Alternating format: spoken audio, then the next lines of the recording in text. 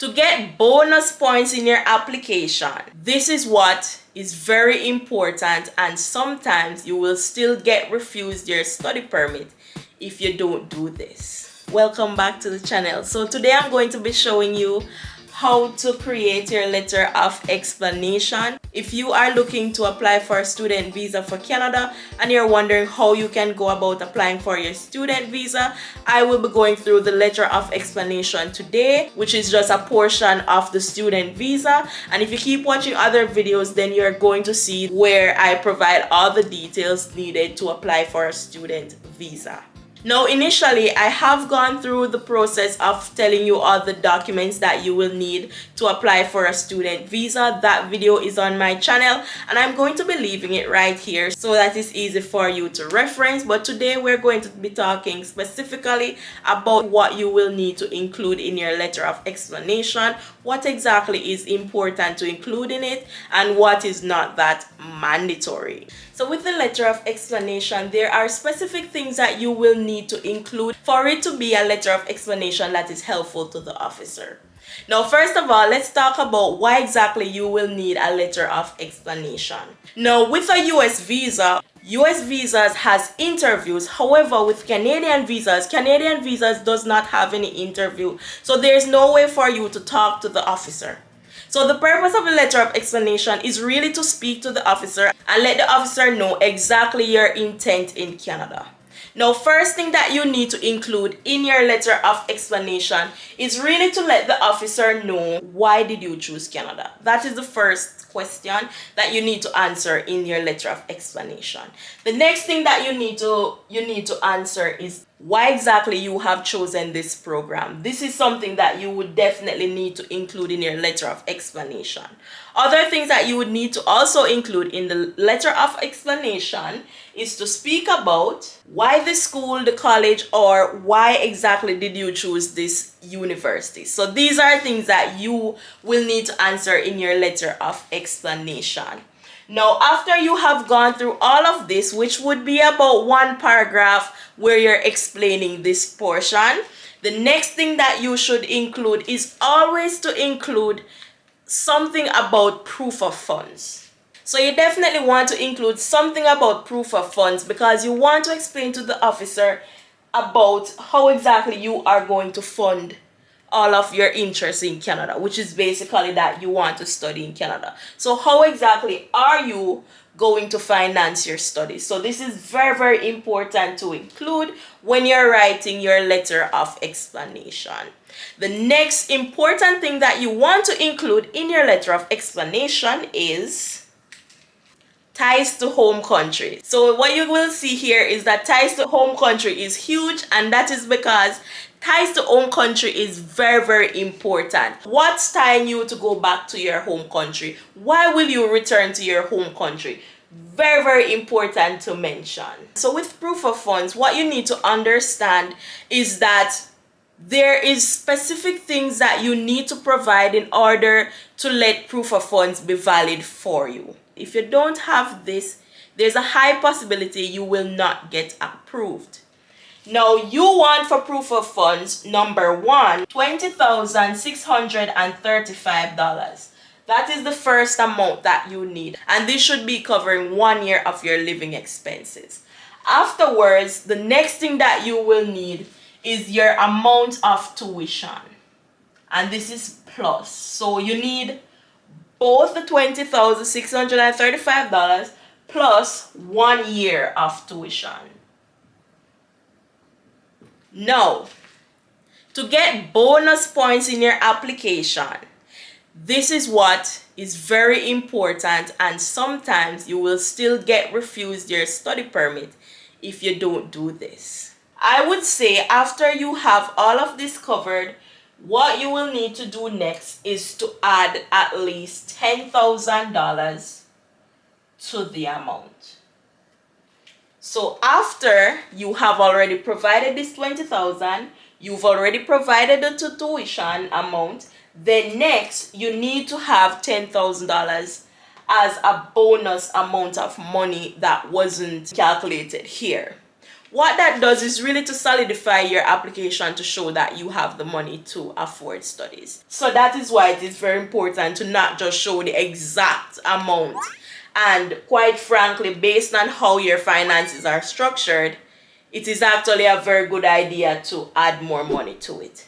And you can also add more to this amount as well. So the next question is how to show proof of funds. So in order to show proof of funds, things that you can provide is one, a bank statement. You can show a letter from a financial institution, letting them say in that letter that they are going to provide you with the money and you have provided whatever you need to get the loan. So letter from a financial institution, bank statement is like the best proof that you can show, and you want to show at least 4 months of that. So you want to have 4 months of transaction history. Alright, so next let's talk about ties to home country. Now with ties to home country, this is also one of the mandatory portions of your application. You want to show strong ties to your home country because you need to really show the officer that you will return to your home country after you have finished with your studies. So this is why some of the most important things to include is your ties to home country. If you are doing an application and you do not include your ties to home country, you are doing something wrong. So with ties to home country, some of the things that you can provide as proof is one, to provide birth certificates. So birth certificates that shows that these persons are in fact your family members. You can also provide pictures as well. Pictures is also a very good way of showing your family. You can also provide letters. And these letters would be nice if you got them notarized. So it is very good if you have notarized letters, you show some pictures, and you show a birth certificate. So that's really it for family ties. This is definitely something that you want to also explain in your letter of explanation.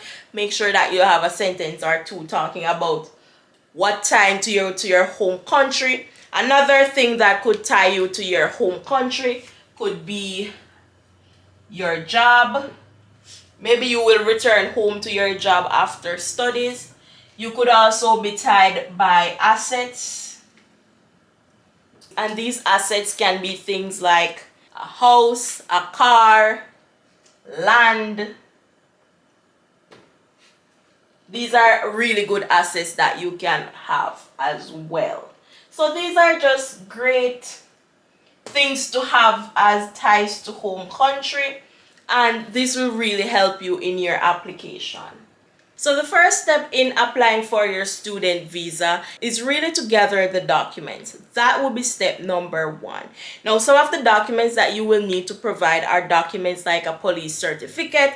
You need to provide proof of fund documents like the bank statement, the birth paper, stuff like that for ties to home country. Provide all those documents, and I'll also link that video right here for you so you can see that video where I told you all the documents you will need for a student visa application. In this video, I'm going to be showing you the most up-to-date way of filling out the student visa application. So definitely stay tuned for that video. So if you're planning to apply for your student visa soon, definitely subscribe to the channel for that. Now, what I'll also be providing is a checklist for you as well. That checklist is going to include all the things that you will need to provide in your student visa application, and it has some other additional information that will be very helpful for you, which is why I made that checklist, and I'll leave it down below.